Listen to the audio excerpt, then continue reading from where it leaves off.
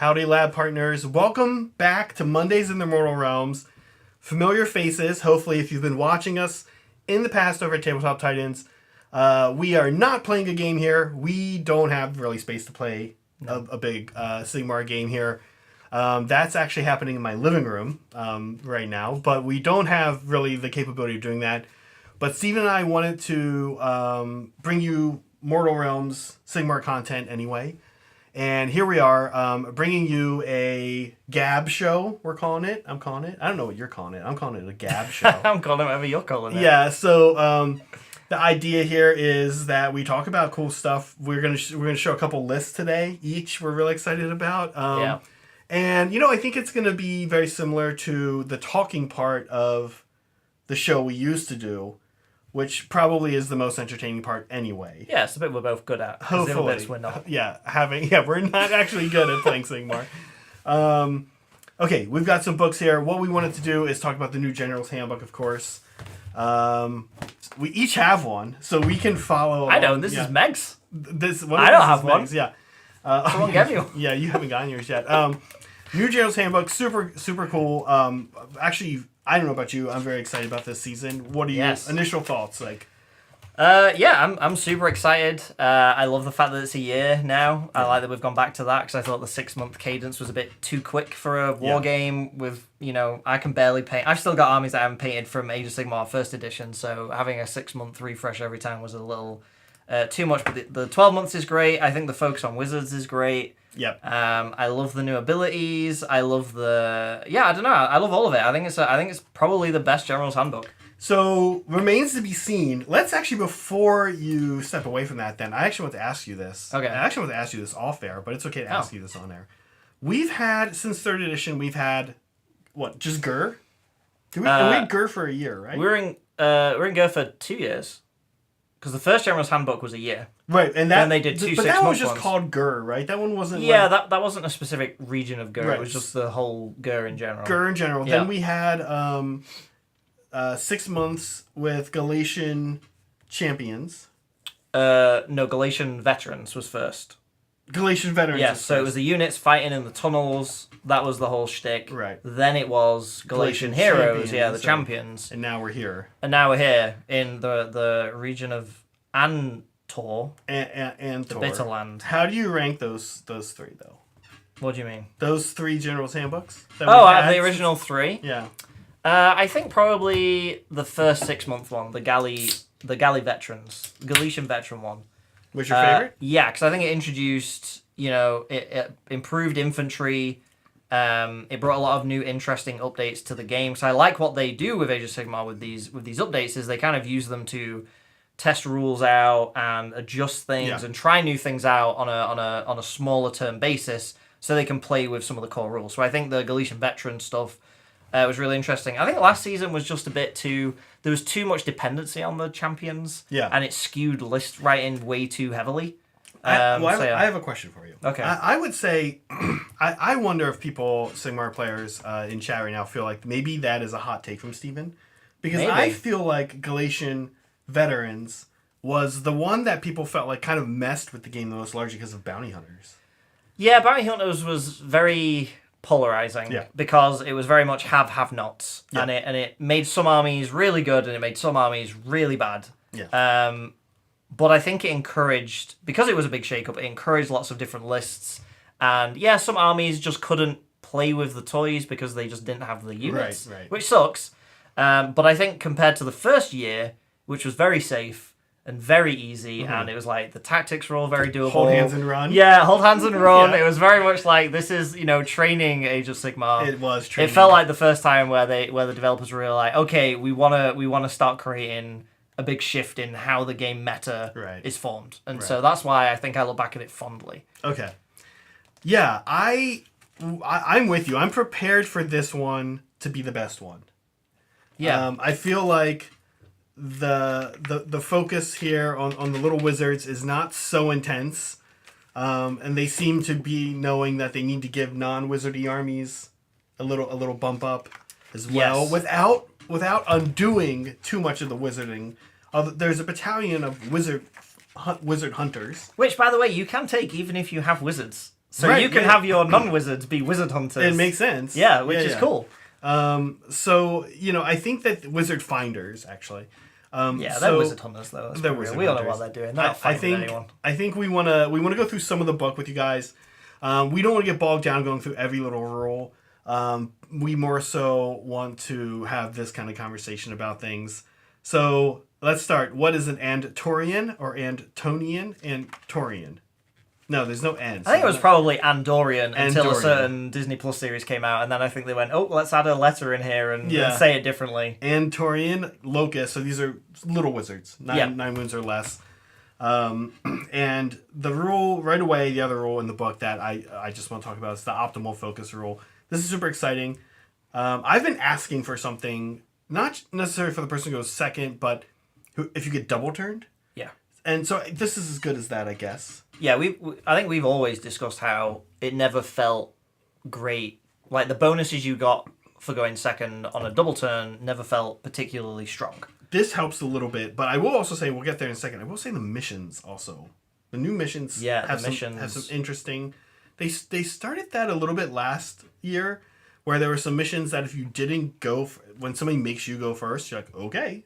And you can get maybe 5, 6, 7 points, and then on their turn they're getting, way less. Yeah, I think, looking back at it now, it very much feels like even the rules writers and the development team wanted a 12-month window, because it felt like the Galician Hero book, the General's Handbook Part 2, whatever they called it, the second half of that year, they didn't really do a lot with the battle plans, and they didn't do a lot of big changes. They made changed half of them even. Yeah, and then but even then the half were they were all over the place in terms of like playability, whereas I feel like they've generally sat down and looked at all 12 of them and really put some thought into them. They all look a little weird, but they all look playable. Yeah, I think there are 3 or 4. I know there are at least 3 or 4 we never played on stream. Oh yeah, 'cause some of them are just completely unplayable for a fun balanced matchup. Optimal focus lets and you either take an extra cast and a spell over the course of the whole battle round. Yep. Or if you don't want to put it on an Andorian Locus, you can get an extra CP. Yes. So if you haven't got wizards, you still get stuff. You still get stuff, which is nice. Yeah. Great. So now that would mean somebody, would be starting turn 2, getting double turned.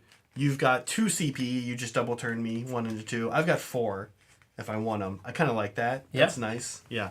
It definitely helps, stifle the impact of that double turn, because you've got a lot more resources to play with. You can try and counteract some of your opponent's moves. As a Daughters player, you're a Daughters player too, I always am like, once I get double turn, I know I'm doing a redeploy.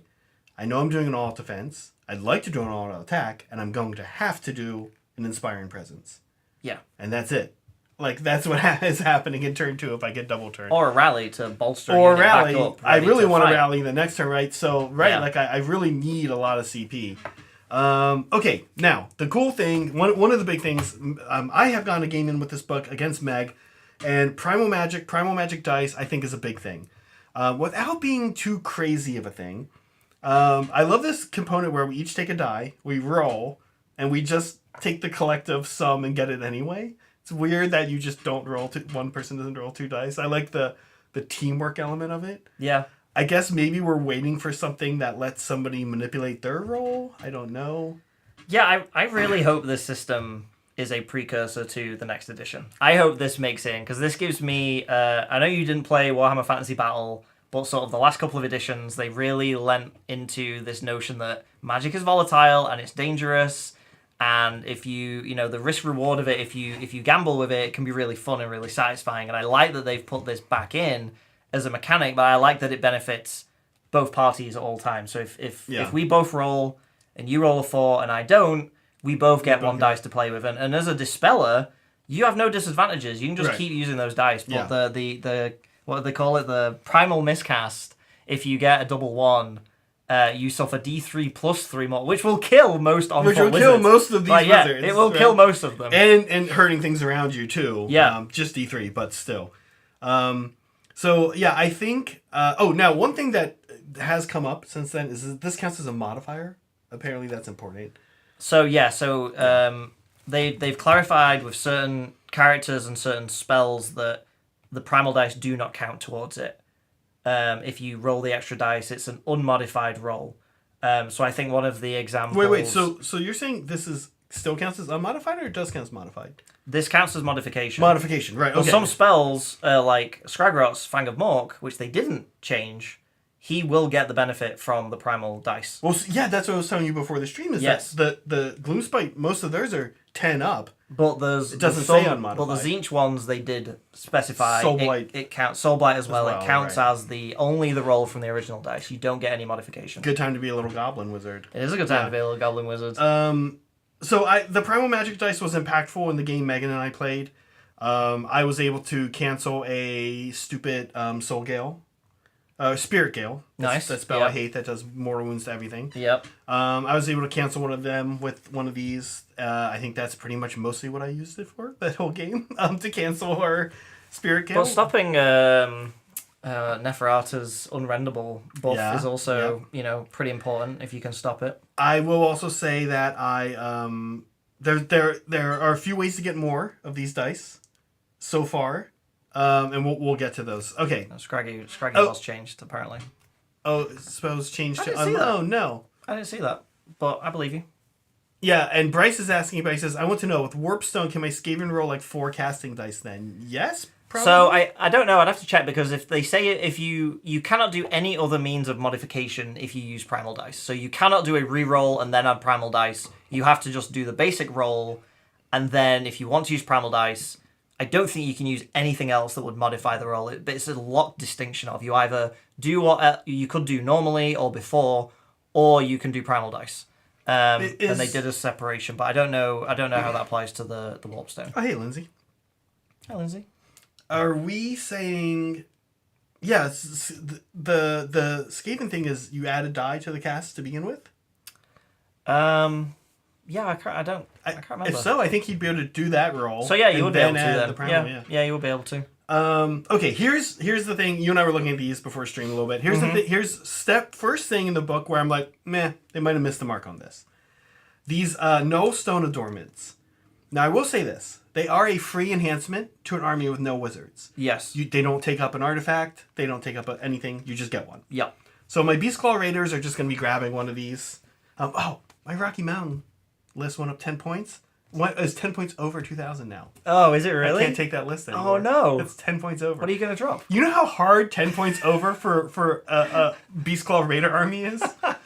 I don't know. I might have to drop the Bloodhound Hunter for... he's the best thing in the army. Icebrow Hunter. I know.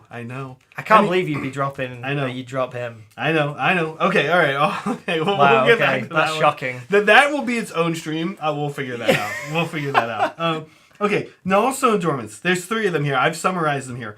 One is a free Unbind, and if you do get the Unbind, the first one here, the hand-carved Null Stone icon, Yep. if you do successfully Unbind, you get that back, and you can just Unbind again. Okay, it's okay. That's amazing. It's okay. It's okay, right? It's not bad. Here's my problem with it. You know what I'm going to say. You're a non-magic army, and you have... no real magic buffing. And you're going up against somebody with primal dice. I guess you'll have primal dice too. Yeah, you'll have primal dice. You can use the primal dice. But you're going up against people who are into magic. And this always kind of tends to happen. And this is why I very rarely, unless I have nothing better to do, I very rarely do Heroic Willpower. Yeah. Because you're playing against Soulblight or Seraphon or Tzeentch. And it's like, sure, I'll take 1 deny on your +2 cast, right? It's like, it's usually feels like it's not, you're waiting then for the one spell that doesn't go well for them. The one, like, time they roll 4 and get +2 and get a 6. Then you're like, yes, I've got a chance. But for the most part, the situation, the larger scale situation of this makes me say it's probably not going to be as useful as you think. I gotta disagree with you. Yeah, you think? I use her at willpower with certain armies pretty often. Like, I think Bone Reapers, I like using it on Catacross because they have no really cool heroic actions. So using that on Catacross is actually kind of good. You also have a million CP, like, you know what I mean? True. Like, Yeah, you're not trying to get a CP on a 4+. No. Yeah. No, but there are armies that I think do use heroic willpower. And hold on. And you have like no candidates in that army for finest hour. What are you gonna do? Put it on a bone mason? Like Catacross can finest hour. so once. so you finest hour once, and then you're right. That army has nothing to do with its heroic actions. Yeah, the heroic actions for Bone Reapers are pretty limited. They needed a heroic action. Stormcast, I used it fairly frequently on Stormcast. Okay. You know, giving a foot hero or something an extra dispel is against certain magic armies. It can be a big deal. I think the thing is that it's fine. Again, it's free. If I'm taking my Beast Claw Raiders, I got no wizard. Whatever. Now I've got a deny, and it's like a super deny. I can put it on whoever. Okay. I think that's the best of the three. I'll say that now. I kind of think so too. Almost, but not quite. So let's move on. So the next one, you know what? These are all not that bad. As bad as I thought they were. Now that I'm thinking about it. Next one is, this one I don't like because it's once per battle. Oh, the Pouch of Fairy Dust? Yeah, I think the Pouch of Fairy Dust is the least good one. It makes miscast on double 1, 2, 3. You know, in a world of primal magic, I think against some armies, this thing is just an absolute gotcha.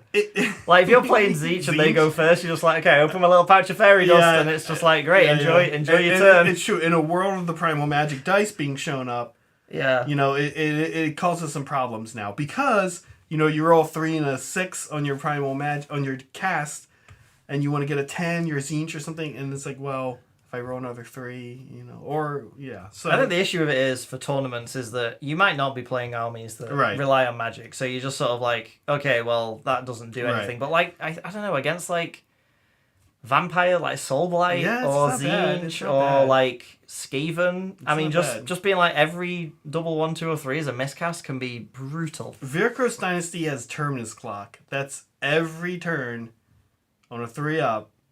-1 for your army to cast. Like, I mean, again, it's a free artifact. Yeah, I mean, this is free, so you know there's differences here. I'll say this: I think the last one, if I'm thinking personally about my army, my Beast Claw Raiders, my non-magic army, no wizards in that army. Yep. This might be the one I take, and I don't actually put an artifact. You can't put one of these on somebody else already has an artifact. Mm-hmm. I don't currently put an artifact on my Frost Lord. This might be what I put on him. Yeah, that makes sense. 4+, ignore a spell effect or endless spell. Oh, that one. That's actually quite good on something like a Frost Lord. It makes him not really a compelling target. So I kind of like it. I think the thing with that one that I don't like, and I don't know why it's on this thing, is that they have to pick a different target, but they still get it. It would be totally average if it was just a 4-up spell ignore. I don't understand why it has the thing. And this is why I'm speaking as a Beast Claw Raider player here. This is why it's good, because I never have anything within 3 inches of each other in that army. And so if they're not within 3 inches of anything else, then it's over with. And their spell's just done with. So it essentially takes my Frost Lord and you say, I'm really not interested in casting magic on him. Yeah, it's just a weird distinction to me that they put it in there. It is weird. Because it's already a 50-50 chance. Yeah. So I don't know. I feel like if it was like a 3-up spell ignore, then I'm like, okay, the clause is there to counteract that it's pretty effective. But on a 4+, I'm like, just make it a It's literally, this is literally kind of perfect for Gargants and Beast Claw Raiders. Yeah.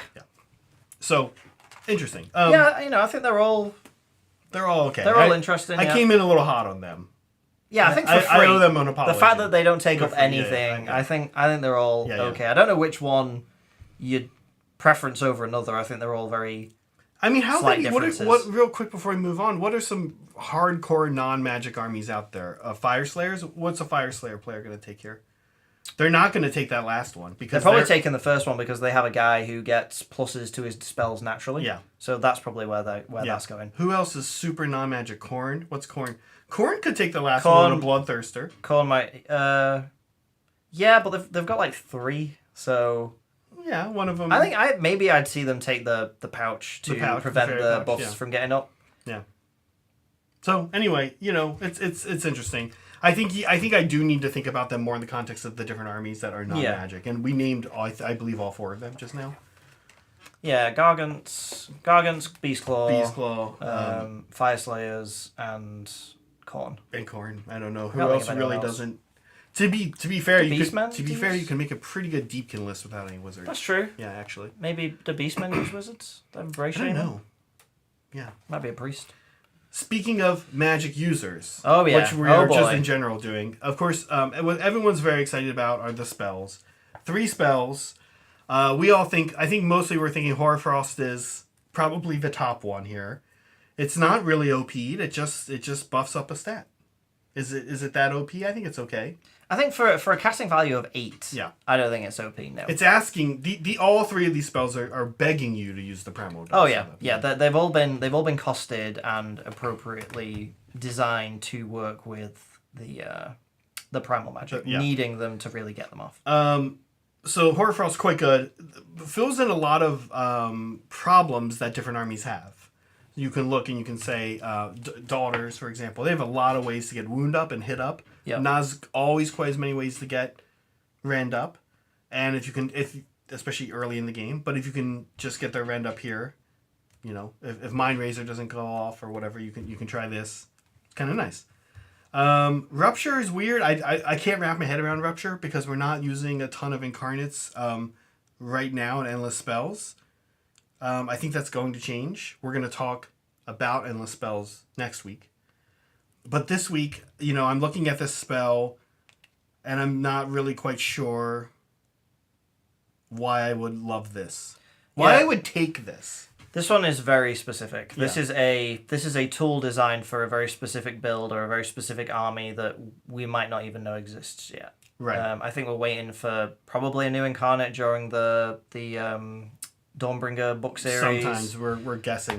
Based on the lore, it seems. Yeah, it seems like we're going down that road. But again, Tzeentch right now, they basically bring a caster to kill the caster to make the incarnate go wild in turn 1. Now they just have a spell where they can just cast it and keep the wizard around, which feels like a win. Yeah, it's not bad. And they're going to be able to cast it. They're Tzeentch. Yeah. They need a 10. And they'll have the wizards to do it. But that's really my thing is what slot are you... Yeah, I've taken an army here with 5 wizards. I'm not taking this thing. Yeah, that's the interesting thing about these that I think people, they previewed the spell and everyone started losing their minds because it was like, oh my god, this spell is amazing, which Hoarfrost is. But you have to take them as your spell on the wizard, and only the Andorian Locuses can take these spells. Yeah. So you can't give Morathi Merciless Blizzard, as much as we would like to. Which is the last one, and we were really hoping that, as 2 people who play Daughters, we were honestly hoping that you could run a little Morathi straight up the board and set a nuclear bomb off. Yeah. Have her take her 3 damage and be like, hey, to everything else around. Yeah. This spell is bonkers, but, that's a casting value of 12. That's not easy to get on 3 dice. It's not easy to get. No, I mean, the average on 3 is like 10 and a bit. So 10s, right? So you might need 2 Primal Dice. Or a good modifier, which is out there. Tzeentch, Soulblight. Yeah. I mean a good modifier, though, because even a 1 is... And by the time you're in position to cast this spell, you're exposed. Yeah. So it's kind of like it's a suicide spell. Yeah, that's the thing. Like, it has a range of 12. It states very clearly that you can in no way modify it, and it has to be from the model, so you can't do any shenanigans. Can't modify the range, is what he's saying. Yeah, you can't change the range in any way. You have to measure from the model. So yeah, your wizard really does have to be 12 inches away from whatever it is they're planning to kill, which in most games will make them very exposed. Now, if you have used a Primal Dice and have rolled any doubles, you're going to take some damage there. If you roll 1s. 1s. Yeah. Right, 1s. And then, even if you do successfully cast a spell, each one is D3 mortal wounds on the wizard as well. Yeah, so you roll 4d6, and every one you take D3. So you could, in theory, spend all your primal dice and blow yourself up and do nothing. Because, a couple of D3 mortal wounds, again, to an Andorian Locust is a lot of damage. That's probably killing them. We're going to briefly chat about command traits here, and there is a command trait to get access to all of these. But again, I don't know, even in, we talk competitively and then we talk the kind of playing we like to do, which is we want to beat each other, but we don't always want to take top tier meta BS because it gets old, right? Yeah. Even in a game like that, I just don't know who's taking this? Like, where's the spot for this? And, For Hoarfrost or Merciless Blizzard? for everybody is going to make room for Horrorfrost. Yeah. Merciless Blizzard and Rupture, I don't see people making the spot for them. And what I was saying is the first command trait, moving on to command traits, is you know all the spells from here. Again, it's not bad, but most armies have at least one better command trait than that, I think. Yeah, I think you'll see Hoarfrost a lot. I don't think we'll see Merciless Blizzard. I think it looks really flashy on the page. I think people are excited because it's cool to do something like that. 4d6 Yeah, mortal which wounds. is cool, but I don't think people are taking it. I mean, there might be the odd niche where you've got, a cheap wizard that you can give this to, Right. and then you hurl him across the map, and then he goes all in. Actually, Toasty right here is saying 65-point web spinner shaman, which I'm. Oh yeah, perfect. Yeah. Teleport, which you would do with Grikrot, right? Yep. Yeah. Yeah, you had Hand of Gorkim. Hand of Gorkum. And yeah, it's not bad. Yeah, and I could see, cheap Skaven wizards going through the tunnels and then popping out and, exploding someone, but yeah, I don't think we're not gonna see this become like a meta-defining, if you don't have an answer for Merciless Blizzard, you lose games. As far as command traits go, I think Eye of the Blizzard is probably the best one. This is the first way, and that's not saying much. This is the first way to get an extra primal die. Yep. Your general doesn't have to be an Antorian Locust. They don't even have to be a wizard. On a 5, you get a primal magic die. Well, they do, because only the Locusts can take the command traits. You're right. Yeah. And that's actually my other issue, and I actually have a note of that here, is our Antorian Locusts often going to be good generals. They usually not what you're picking to be your general. No, but Army actually, is really picking that little nerd. I think in both my lists they are my generals because my main Bone characters Reaper. are War Masters. Right. So I think, yeah, because I got Arkan and Marathi, so it's like I think sometimes you could actually see it. So I think you found 2 armies that will do it, and I think there probably are another. I'm going to guess Lumineth. Lumineth, yeah. Could happen if you're not Chaos. I could see Chaos doing it too. Slaves. Yeah, slaves. You could do a Chaos Sorcerer Lord. I have a slaves list here. We'll show off. I think you're right. I actually do. I actually used to make my my Bloodrack Medusa my general often. Yeah, I think because that's you worth have taking Marathi. on it too. Yeah. I mean, the ones in the book are really good. Like, would I take? You're not going this? to take this over Zealous Order. No, that's the thing. That's the problem. That's the thing. Even if this was a 4-up, which I think is what it should be, you're not going to take it over Zealous Order. No. So unfortunately, this one is the command traits for me fall a little bit flat. The other problem, though, I think Sigmar does have a command trait issue, which is that there are good command traits, and maybe this is a good issue for it to have, so that it's not too weird and OP. But it's like the one enhancement you cannot get a second one of. So the Year of Magic one, I think, might be a bit. I think you'll see. I can see Slan taking this thing. And just being like, every time you unbind a spell on a 5+, they can never cast it for the rest of the game. That's another one. Mo, is he an Antorian Locust? Yeah. He can be, yeah. He's 9 wounds and he is not on a mount. Yeah. Because remember the whole controversy with the bone chair Right, versus right. the floating chair. Yeah, Eater of Magic on a Slan is cute, but again, I don't know, every man. army gets. Imagine having Mind Razor dispelled, then Slan's like, "Yep, you don't get to try that ever again." That or Hoarfrost, like, you just 5+, never again. Yeah. That's pretty good. I know. That's pretty spicy. But, and also, I mean, like, imagine Neferat is 5+ dagger working, right? Like, yeah, true. But I think that is, out of all those, that's the one that has the most potential to, define a game. Sure. Like that. The other one, I get an extra primal dice. Whatever. It's like, you're already getting a bunch. That making like Techless forget a spell. Oh man, that is game changing. There's a lot of annoying wizards out there casting annoying spells. Yeah. And this is devoid of them. It's just a 5-up. Yep. It's not like you're wrong off against Techless, you're wrong off against. But I think you need it to be on someone like a Slan who gets a bunch of modifiers to actually make it feel like you're gonna do it. The 2 core battalions are interesting. I actually in my game did do the Antorian Acolytes with 3 web spinner shamans. I enjoyed it. I thought it was quite good. Not a lot of... Now, this is kind of interesting. Okay. Everybody in here does not have to be an Antorian Locust. Right. It's 2, right? To get the benefit, you have to have 2 of them on the battlefield. But you could take 2... In this battalion, though. Right, exactly, yeah. But you could fill the 3rd spot with correct me if I'm wrong, you could fill the third spot with any hero. Any champion. As long as they've got 10 or less wounds and they're not unique and they don't have a mount. Right. So this could be thing, yeah. And by the way, you make a Antorian Locust with Arcane Tome as well now. Yes, I did see that. So which is interesting. So Hag Queen. Give her a No, she's a priest. No, don't give it to her. But she goes in the slot. Your High Gladiatrix gets the Arcane Tome. Right. And your Snake Lady. Snake Lady. And you have this. Yeah. And it's not bad. It's the extra primal die. I mean, Mystic Shield is still amazing. That High Gladiatrix is always going to be using a Mystic Shield. So it's I like that they did that. I like that you don't actually need 3 little wizards to do this. Yeah, you only need 2. Nice. 3 little wizards is actually a stretch for a lot of armies. Yeah, and I think that's why it's like this, because getting 3 in an army it's Skaven and Gobos. difficult. It's Skaven and Goblins. Who maybe Bone Reapers. The Bone Reaper ones are like quite expensive. They are, but you have a reason for it at least. Yeah. Like you're not. It's not. With the list I did, I definitely tried to get more in, but I couldn't. Tzeentch and Lumineth. Oh, Tzeentch, Lumineth. Yeah, that's about it. Soulblight could. Soulblight. Soulblight could for sure. Yeah. Magic Hunters looks fun. I love this one. It's you can put anything in it that I think we will see it be popping up, because at minimum all you need is 1 hero and 1 unit. Yeah. At maximum, you add another unit and a behemoth, which is kind of compelling. And you get +1 to attack against nerds. Here's the problem. Nerds tend to be pretty easy to beat up to begin with.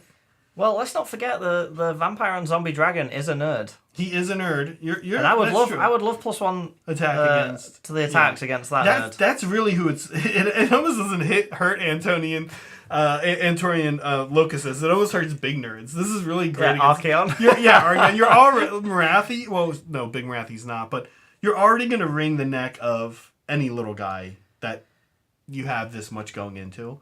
Although maybe not. I mean, well, don't forget you can't shoot them now. Like this is a big thing. Like there's a big, we're not going to talk about the FAQs and the changes, but one thing that we will say that they did change is they incorporated the Galley Champion rule from last season.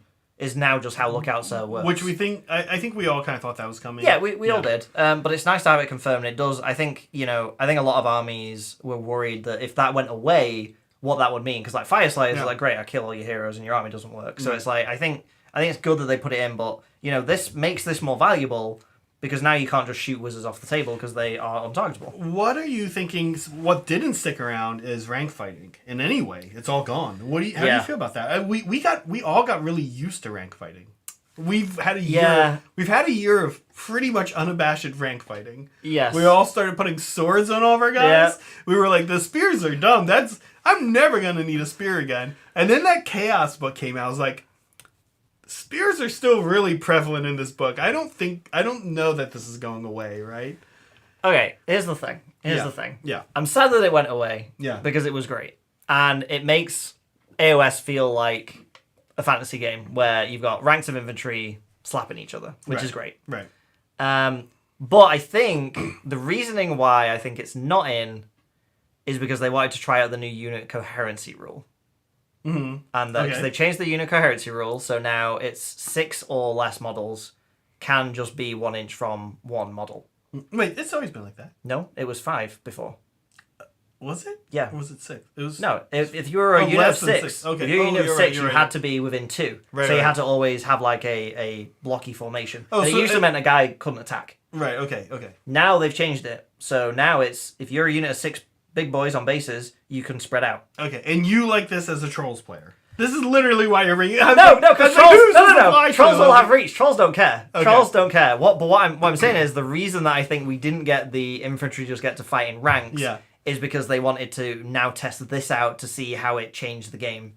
And I think that's the only reason, because I think they probably were afraid of if we do that to infantry and add this, are we going to create a problem for ourselves that we're going to have to revert? Right. So I think it was the safe play to only have one. But I think we'll see both in 4th edition? 100%. Oh, yeah. I think 100% we will see What is going to happen when people start putting spears on their guys in the next year? All right, okay. This is getting deep down this rabbit hole, but honestly, I think 4th edition might just do away with weapon distances and might just do the 40k system of you can just fight 2 guys deep, full stop. Yeah.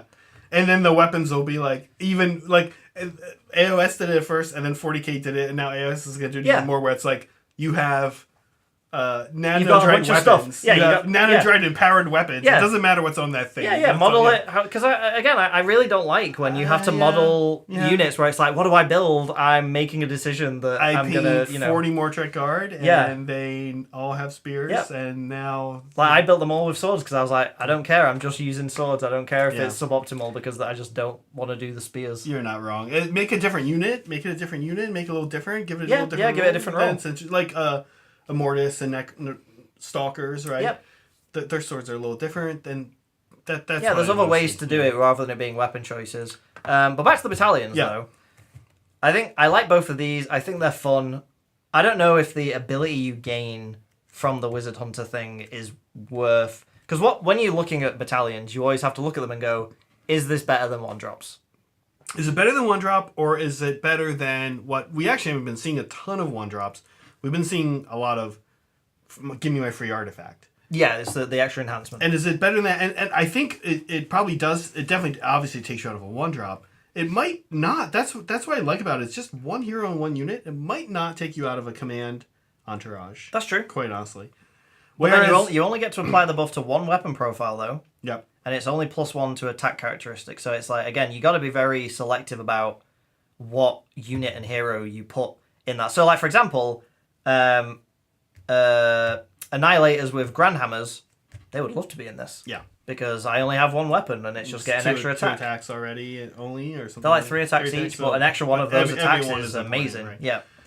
Yeah, I think some people are gonna love it, some people are not. And Torian Acolytes is when I built it, I took it in my game yesterday, and I lost out on an extra artifact as a result because I couldn't take a command entourage. But now you've also got the thing of the battalion with the extra enhancement could also give all of your wizards one extra spell. So they could take one spell from Hoarfrost and they, from the Lore of Primal Frost, and then they could take one from their book. Yeah. So I think that's also now an option of if you're running 3 to 4 wizards, taking the enhancement to get a spell for all of them, that's a pretty interesting choice now. Not bad. Okay, let's do this. So Steve and I are talking about what we want to cover today and what we want to save for next week. And for me, I think this probably feels like a good place to stop. We said that before we got to grand strategies and battle tactics and battle plans, we would say we want to get through some lists. We want to chat lists. And I saw Steven's list already, and I actually hate both of his lists, so I have a lot to say about his list. Wait, as in they're bad? They could be bad. No, actually, I like them. Oh. No, wait, You just hate them. Yes, they're bad. Oh, okay, right. They're super cool, actually. I think they're great, but I just think that they're bad. Oh, okay. But I could be very wrong about it. So let's chat some lists. Yeah. Steve and I each made up 2 lists. What we'll do next week is we'll chat. We know we want to chat endless spells next week. Prices have dropped like crazy on endless spells. And rules have changed. Like, Rules have loads changed. of rules have changed. Yeah, there's loads to go into with endless There's spells. loads. There's loads of updates. Grand strategies, battle tactics, and battle plans as well. Crazy stuff to go into. Like a lot. The battle plans are... I think... That's why I think this season is going to be the best, honestly. It wasn't the magic or anything. It was looking at the 12 battle plans and being like, oh, we're going to play a whole bunch of different games this edition. We are going to play some different stuff. Okay. First list we're going to show is the one I played yesterday. The one Meg and I actually have our kitchen table in our living room with another game lined up. Everything's deployed. I don't know if we're doing it today or tomorrow morning. So this list is, I think, you're going to laugh. You're going to hate my list. I know you hate Spider-Fang. You've been telling me for months how awesome Spider-Fang are and how you're like, just you wait. Now they're even better. And now I think your time might be. I think, Yeah. So I'm taking this to Old Town Throwdown, which I'm a little loath to show because I know some of those SoCal guys are going to tech against me. No, I'm just kidding. They're definitely not. Here we go. So here's my Spider... Oh, wait, this is Steven. Wait, that's my list. Don't look. Don't look. Nobody look. Yeah, please don't look Okay. at that picture. Yeah. The worst. Wait, listen. We didn't have a picture ready to go. We're going to take one after stream. Here we go. Gloomspike Gits. Listen, I did move away from Grimscuttle and am doing the King's Gits. So why did you do that? Well, because the way points worked out, and quite frankly, there's this annoying restriction in the game on the amount of behemoths you can have. And this is funky. What counts as a behemoth are obviously behemoths. So the Skitter Strand and the Flinger, but also the generals. Anything in a leader slot continues to count as a behemoth, whereas the 2 war parties don't. So this is why I can have 6 Arachnaroks in my list. Do they not have like a rule or something that when you take, because you used to be able to run all Stegodons and stuff like that, but there used to be a thing where if you get like the battle line keyword, it replaces Behemoth. Yes, that happens for battle line. Right. Okay. That's why I have 6, but it doesn't happen. This is interesting. Oh, it for doesn't characters. happen for characters. Right. For leaders. So Okay. I have 2 Web Spinner Shamans and a Ragnarok. So here you can see leaders, the top and the bottom there. 2 Web Spinner Shamans and a Ragnarok. My general is fighty. He's got super nasty venom and his flaming weapon to put his legs on fire, smack you. The other guy is my buff. He's got the Totem of the Spider God, makes bites go off on a little easier, and also Sneaky Distraction, -1 to hit. I have 3 Web Spinner Shamans in the Andorian Acolytes battalion. 2 war parties. 2 units of 10 Spider Riders. 1 Flinger and 1 Skitterstrand. This list is fun. I don't know how good it's going to do against some really nasty stuff out there, but it is fun. And you used a great term as you're kind of looking over the deployment of Meg and I in our game. You said it's going to catch some people off guard, and the way it does it really is it does it through movement. It's just those Arachnaroks are on the same size base as a Gargant. Yeah. And you have 6 of them, and you can move things. They move 10. They ignore terrain. Yeah. So they fly over terrain. And it's just sort of it's just sort of nasty. You really screw with people's movement. Yeah, Toasty, no Blizzard web spinners, but I might, because I'll go back to the list here real quick. Because one of them has Sculling Terrors lets me move. Hoarfrost is important. Curse of the Spider God is actually not that great of a spell. It's okay. It makes saves fail on 1 and 2 and hit rolls fail on 1 and 2. Yeah. It's okay. Yeah, I think having 1 loaded up with the Blizzard, I think could be Honestly, a fun. second with Hoarfrost also isn't that bad. Between the fact that So you can always cast it. somebody's going to be doing Mystic Shield, somebody's going to be doing their actual War Scroll spell is good too.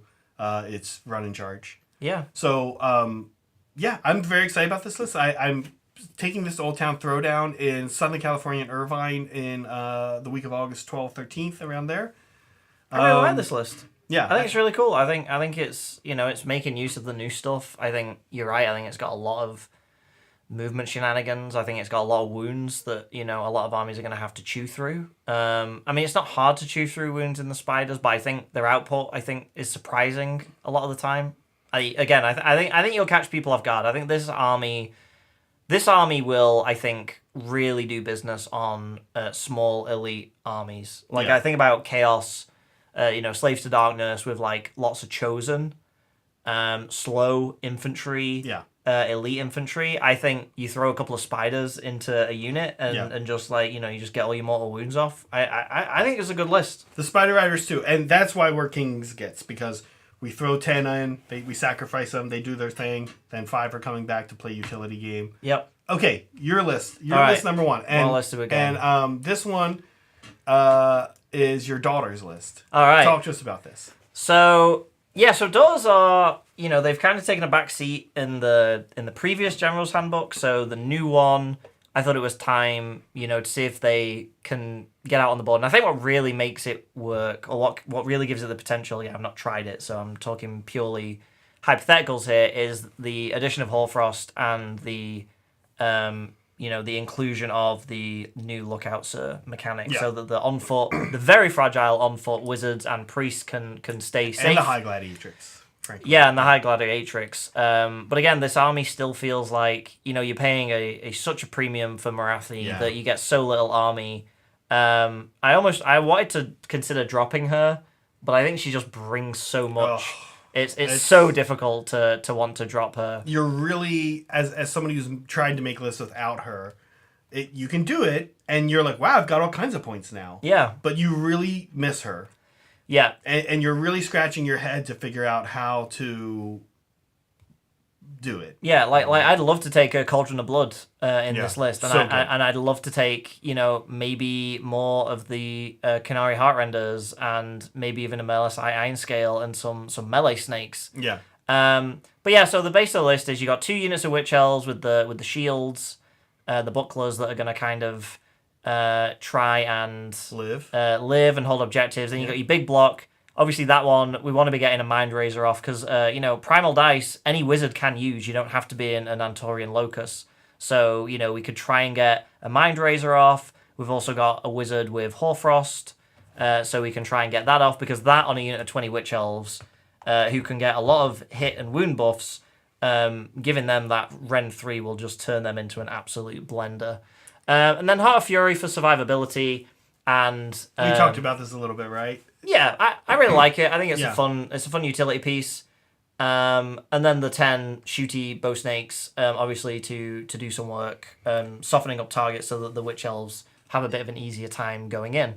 So I, as somebody who played Daughters for a year competitively, I have some thoughts on this. Let me toss out one. Okay, what actually Catechism of Murder is that +1 on the blood rights? Yes. Okay, and what's Sacrament of Blood? Is that 5 upward instead of 6?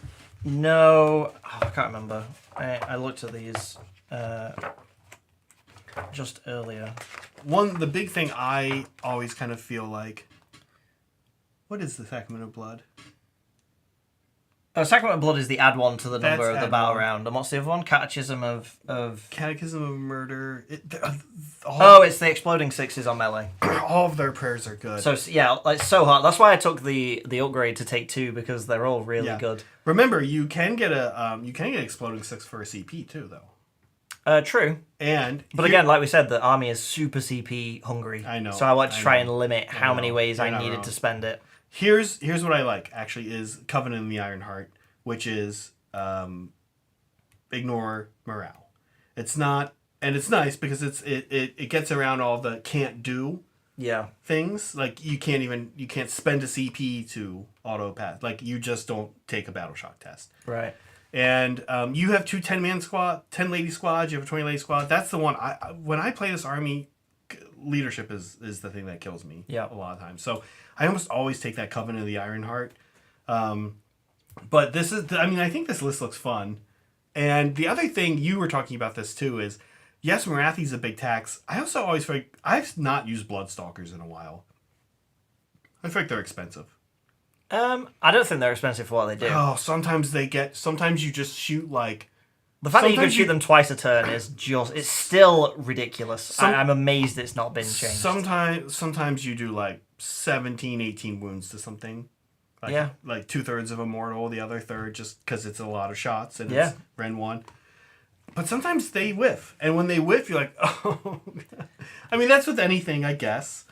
And then you get to shoot twice. I spent a lot of time playing Stormcast with the Thunderstrike volley. Yeah. So I feel like I got pretty good at like target priority and like I'm gonna get to do this twice, only once a game, so it felt even more important. I feel like if I had 10, because they're basically the same unit. Yeah. It was the same unit. But I can do it every turn. I feel like it's all about target priority and like picking and choosing. Like, do you want to kill something so desperately that if you don't, you've lost the game? If you're already in that position, that's not somewhere you want to be, and you probably want to do something else to try and mitigate that. Right. So really, it's using it to try and swing the tide in like the objective game and pick off their objective holder units. Listen, between them and Marathi, your opponent is like during deployment, they're like.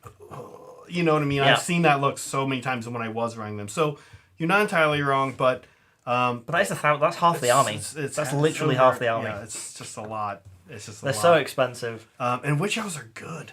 But if I didn't have them in the army, I genuinely don't know what's doing the damage. Yeah. Because you can't rely on just witch elves doing it because they might just never get there.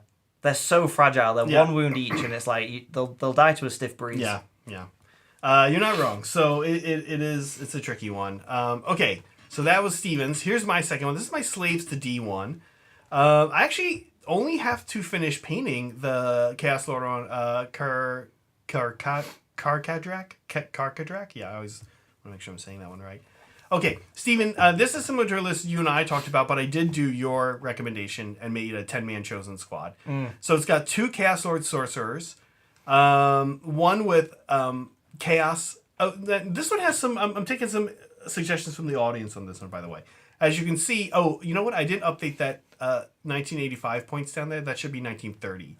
So I've got 70 points left on this. Okay. Which actually now is a few of the little squads. Yeah. But I'm thinking probably I'm going to go Endless Spell. Yeah. So I've got 2 Chaos Sorcerer Lords, one with Chaotic Conduit. That lets me roll immediately on the Eye of the Gods table. There's a number of reasons for that. This is all undivided except for 1 warrior unit is Nurgle. The other one is Binding Damnation. That's Fight Last. Mm-hmm. That could be replaced with Hoarfrost, but Binding Damnation's pretty good. Oh, it's so good. So I don't know. It's so good. Now here's the cool thing. I did put an Arcane Tome on my Exalted Hero of Chaos. That makes him my 3rd wizard. Is he just an on-foot boy? He's an on-foot boy. Yeah. He gets to roll. Now here's the issue. I might not want to take this on him because he gets to roll on the Eye of the Gods table right away, and he gets to re-roll one of the dice. So you could actually just have him turn. The first game I played with him, he just turned into a wizard right away at the start of the battle. And my general also can turn into a wizard because I gave him Favorite of the Pantheon, which lets him roll and re-roll on the dice on the Eye of the Gods table right away. Actually, my first game with him, he turned into a Demon Prince. I didn't have a Demon Prince model, so instead you get to pick anything else. I made him another wizard. All right. So you can end up with a lot of wizards in this army right away. I mean, what are the chances of the Exalted Hero turning himself into a wizard? Not bad. It's you roll 2 dice, 2d6, and you're adding. You just take that roll, but you get to add 1 to the roll. You get to re-roll one of them. Okay. And if you roll an 11, or if he ends up in 9, 11, or 12 on 2 dice, he's a wizard. Okay. At 10, I forget what a 10 does. But anyway. So it's not a nothing chance. It's not a nothing chance. And then anytime he rolls on the Eye of the Gods table, he can still turn to a wizard. It's not just the start of the book. Right. It's any. So I don't know. I kind of like this list. It's got the big Night Blob. They're undivided too. A lot of people are going to be on me for that, I know. It's got the Chosen, also undivided. Chosen also get to roll on the Eye of the Gods table right away. They can't become a wizard. It's a little bit of a different function on the table. That's pretty good. That 110 knights for only 440 points is a pretty sweet deal. Oh, whoops! I would totally take that deal. Typo. That's a list. Yeah, wow, that's wow. You paid 110 knights. That's impressive. You can actually lose with 110 knights. I don't think that's true. I do not think that's true. I've got Nurgle Warriors, I've got Undivided Warriors, and I've got maybe my favorite unit of all, 6 Furies, rounding it out. So this list doesn't have a great strategy, and it's got 70 points to play with. I think, like I said, it's probably going towards an Endless Spell. But this is a list that I actually do want to get some games in with. I think this list is super solid. I think Chaos are just fantastic. It's a solid army. Yeah. It's kind of hard to make a bad list with them. You've just taken all the good stuff. You're just like, here's some good units, Yeah. here's some good characters. Yeah. But without feeling like broken. They don't feel broken to play against. It feels like a slog, and it's kind of fun. Okay, No, I think they're great. Last but not least, Steven's final list. Here we go. This is Steven's Bone Reapers list. Yeah. The much maligned Bone Reapers. You guys know I love to complain about Bone Reapers. Talk to me about this list. This is a wild departure from what you normally like. Yeah. When I saw Ark in the Black, I was like, something's up. Well, here's the thing. Bone Reapers got some pretty specific nerfs. And they also got some pretty specific point hikes in the FAQ, the seasonal update. So building a list was really difficult. On my drive over here, I was actually thinking I would probably maybe switch this to be Crematorians instead of Petrifex. They're the ones that when they die, they hurt you? Yeah, just to make that 30 blob of Mortegard just an absolute tar pit that also kills you. Yeah. So yeah, the list is Ark in the Black just because he knows the whole lore, the Mortison lore, which is important because my Bone Shaper has taken Hoarfrost, so he can't take a spell, but what I've given him is Dark Acolyte. So if he casts Hoarfrost, you cannot dispel it. That's nice. Doesn't matter how many primal dice you throw at it. So annoying. So if I want Hoarfrost off, I can basically make sure I get it off. Because on 3 dice, so I only need 1 primal dice, I'm more than likely to get it off. On Arcan obviously extends the range of all the spells, so I can stay at a safer distance. But really, what I want to do is put that on the 30 Mortek Guard and hopefully give them Rend 3, and then they will just kill everything on the planet. They're Witch Elves at that point. Because they have a bucket of attacks. They're already Rend 1. They're hitting on 2s. They're hitting on 2s. You can modify the Rend. You can give them Bludgeon, so you can get them to Rend 4, and they will just, the goal is they want to bait something in that thinks it's going to kill the infantry, and then Hoarfrost goes off, and then they just blenderize whatever they're fighting.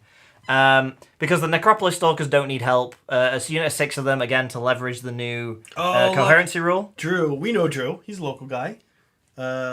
Thunder Lizards player. You've met him before. Oh, yeah. We know Drew. Out, the new FAQ, Dark Acolyte, only works on OBR spells.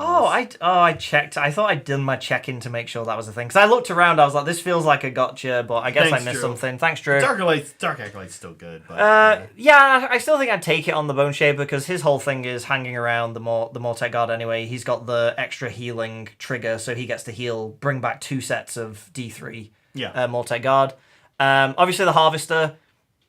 Oh, it's not. I don't think it's 220. I think it's 180 now. Did you copy the list I sent you?